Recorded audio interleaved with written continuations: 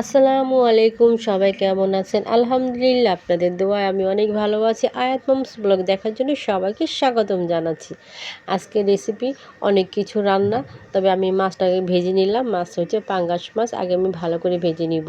আর এক পাশে তো ডাল বসেছি, দুই চুলাতে দুইটা চলছে। আর এই পাশে আমি মুরগিও বের করে নিয়েছি, দেশি মুরগি।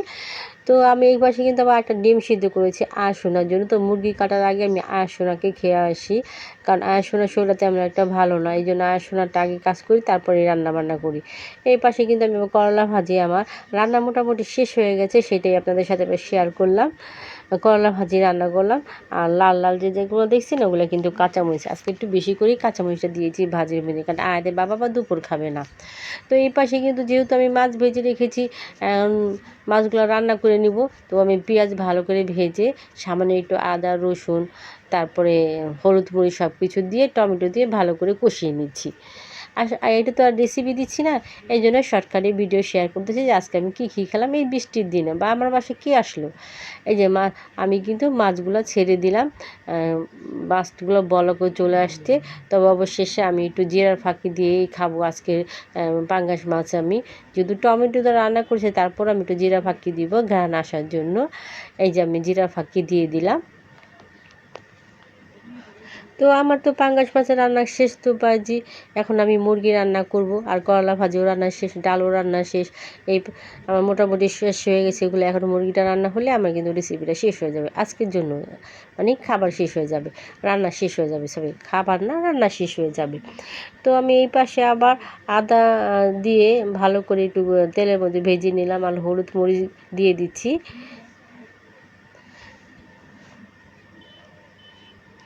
দিয়ে দিলাম গরম মশলা, এলাচি গুঁড়া, আর জয়ফল জ্যোতি বাটা ছিল সেটা এখানে আমি অ্যাড করে দিয়েছি। সব মশলা দিয়ে আমি এখানে কিন্তু ভালো করে কষিয়ে নেব।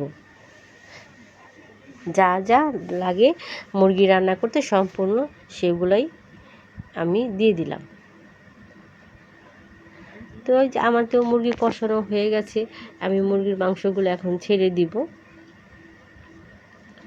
মুরগির মাংস আমার দেওয়া হয়ে গেছে, এখন আমি ভালো করে মশলার সাথে মিশিয়েও নিয়েছি। এখন কষানোর পালা, আমি ভালো করে কষিয়ে নেব। রান্নাটা তাড়াতাড়ি করতেছি, কেন বেলাটা বেশি হয়ে গেছে, 2টা বেজে গেছে। আর আয়ার সোনা তো দুষ্টামি আছে, তাড়াহুড়ো করেই রান্না করতেছি। আমার রান্না কিন্তু কষানো হয়ে গেছে রান্নাটা।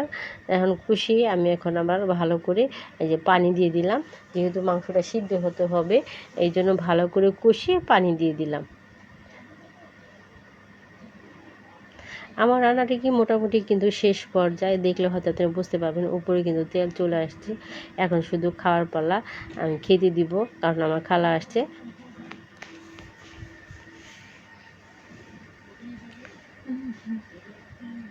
কেমন হলো রান্নাটা অবশ্যই কমেন্ট করে বলবেন। কালারটা, এই যে আমার খালাকে আসতে আমি বলেছিলাম না, তো আমার খালা খাওয়া দাওয়া করছে, আমি পাশে বসে আমিও খাচ্ছি।